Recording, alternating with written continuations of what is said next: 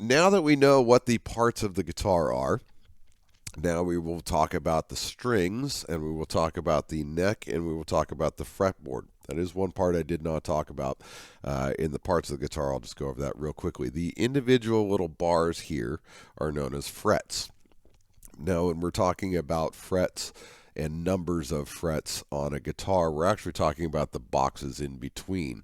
So when we're talking about the third fret, we're actually going to be talking about the one between here and here, the third box. One, two, three, third box, third fret is what we're going to be referring to. Now, what those do is those obviously give us a marker on the difference in points between where the string ends. So it always will start at the bridge and it will end up here at the nut and at the tuning peg. But if we shorten that distance, it raises the pitch of the string. So this is an open, helps to turn it on. This is an open string, and it's natural distance between the two. Now, if I shorten that distance, it makes the pitch go higher. So you'll hear that the pitch went up. The higher up we go, the higher the note. That is moving upwards, or known as moving in a sharp fashion. So we're going sharp when we're moving upwards. Now, when we move downwards from fret to fret, we're flattening the notes. So you will hear sharps and flats, and that will be in reference to the direction in which the note is moving. Either it's before a particular one or after a particular one, moving up or down the neck. Okay, so each string has its own name. There are 6 strings on a standard guitar, and the standard tuning of a standard guitar starts with the E string, and it's E, B, G, D, A, E. Now you will hear many mnemonics through the years, and depending on who it is that you speak to, will give you ways to remember those. A nice easy one. Well, it's not super easy, but it's a good piece of advice. We've all heard that an apple a day keeps the doctor away. So what we will always remember is that every big girl devours apples every day. E, B, G, D, A, E. Every big girl devours apples every day. Okay, so now we have our strings. Now we know that there is a relationship between the distances here and the individual frets. Now we need to know what these names and these letters all mean. Now there is a musical alphabet. The musical alphabet runs from A through G, the way that we know our alphabet, A, B, C, D, E, F, G. That's our musical lettering. When we are looking at a guitar, we're going to talk about the distances or the spaces between frets. In between each fret, for instance, this is the first fret, 1 to 2. 1 and 2 is a half step. And if I go up 2 boxes, 1 to 3, that is a whole step. So we have half step goes from 1 to the next box, and a whole step goes from 1, skips 1, and goes to the next box. So in our musical alphabet, there is a relationship between each of the letters. We have, if we start with A, the distance between A and B is a whole step. So this is our A string. The 5th string, oh, I didn't mention that. Also, when we're looking at strings, this is the 1st string. This is the 6th string. So even though the top one is closest to us, it's actually the last one in which we're referring. When we're looking at our charts and graphs and things of designs of guitars, it's looking like this. It's essentially upside down. So this bottom line is going to be your 6th string, and your top line is going to be your 1st string. Okay, we'll get back to those in a moment. So back to our musical alphabet, our relationships between the two. So between A and B, we have a whole step. So that would be an open string is considered at the 0 spot, or the O, so for open. So our first fret would be 1 half step, and the second fret would bring us to our whole step. So therefore, A is the open, a whole step up would be B. There is a half step then between B and C. So it's a whole step all the way through with two exceptions between B and C and E and F. So if we are starting at A, the next whole step would be B, a half step to C, now a whole step from C to D, and a whole step from D to E. Now our half step between E and F, so E, F, and then a whole step between F and G, and then we start over again. G to A, another whole step. Now you will see as we go all the way up the neck of the guitar, we get to these dots. Now these dots are little guideposts for us. Some have them all the way through the neck as these are. They're usually on odd spots with the exception of the 12th fret, which we'll get to in just a moment. Some have the little dot on the top as well, which also helps you kind of know visually where you are when glancing down at the neck of your guitar.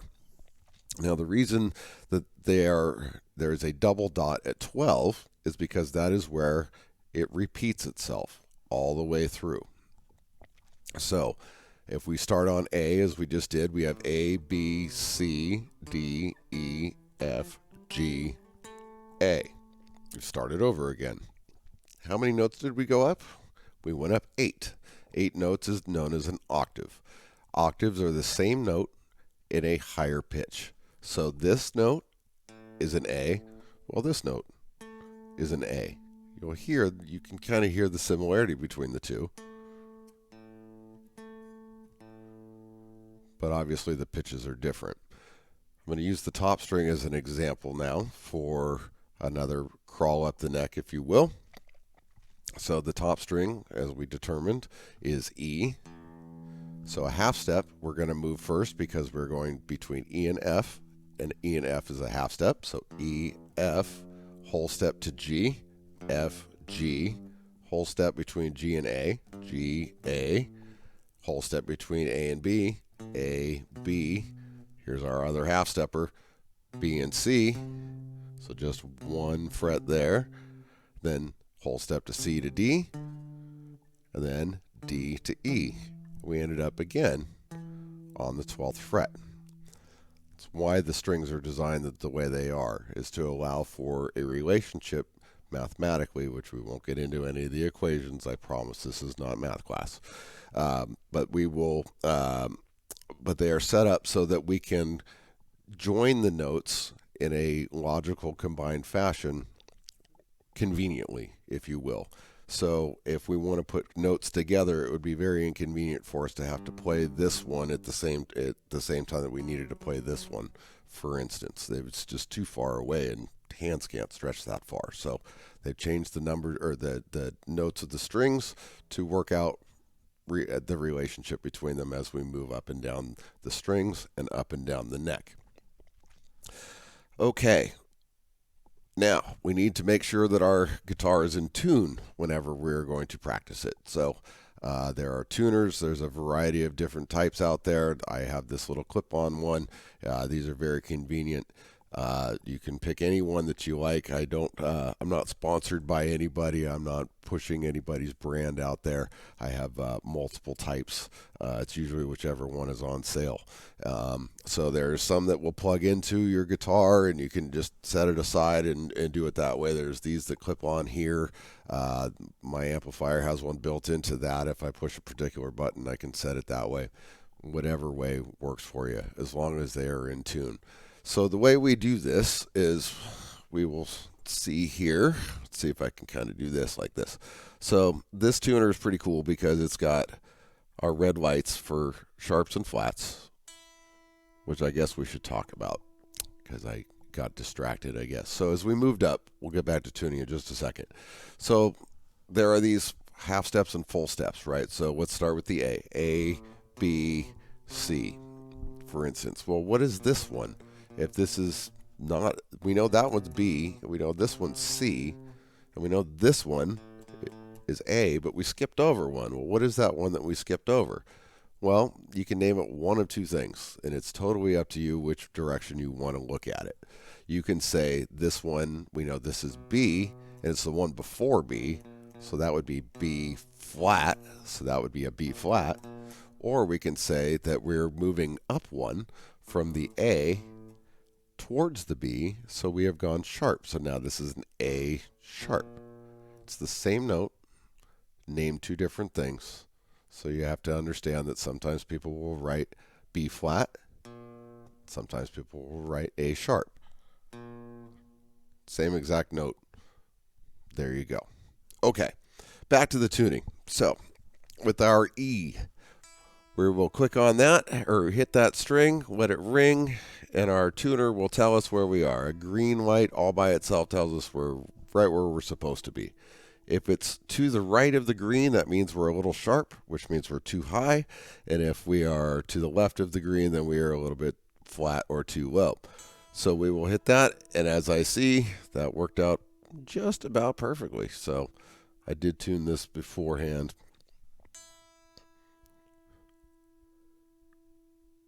Let that go just a hair. There we go. And again, just quickly, we'll see the B. G is generally the one that gives me troubles. There she is. D. The other reason I like this tuner is because it tells me which note that I'm actually getting to. And here's our E at the top. Now, we talked about octaves and we talked about repetition and the like. The top string and the bottom string are the same note. They are both E's. One is at the higher octave than the other. So if you click them together or pull them together, you will hear the two sound. It's much fuller of the same note. Then we say, well, wait a second. What about this one up here? Also the same note. Interesting. I know. Crazy. So that will all come into many, many years of musical theory and putting things together as such. Now let me just show you what happens when we are doing our tuning. Now if your strings are put on properly, they should always come from the inside of the tuning peg and to around. They shouldn't go the other direction. They should always be from the bottom up. So as we're doing that, that allows us to know that when we push our thing forward, if you will, or counterclockwise, we make it tighter. When we make the string tighter, it makes the pitch go up. As you'll see, I'm now in the closer to F range than I was to E. If I keep going up, I can tune that now to an F note if I wanted to. I particularly don't want to in this case, but if I wanted to, the option is there. So I will now tune back down to E. Very good. Now that was an easy one because there's a half step between E and F and we can just go that way. Well, let's take a look at our sharps and flats. So here's A. By itself, if we go counterclockwise, you will see it jumps up to A sharp. And you will see that I will continue to move that until I get a nice green light if I wanted to get to A sharp. But if I'm a little bit flat, you'll see here that it says I'm at G sharp, because that is the note just prior to A. Because as we know, there's a half step between G and A. This would be G, this would be A, or a whole step between G and A. So this would be G, this would be A. This guy in between here would be G sharp or A flat, depending on how you look at it. Wrong string. Okay, so there's our A. Let's get back to that. Green lights pretty much all the way around. She's a little temperamental today. Sometimes these things happen. I think it's the weather. It's cold. I probably haven't been practicing enough. Okay. Much better. So there is tuning.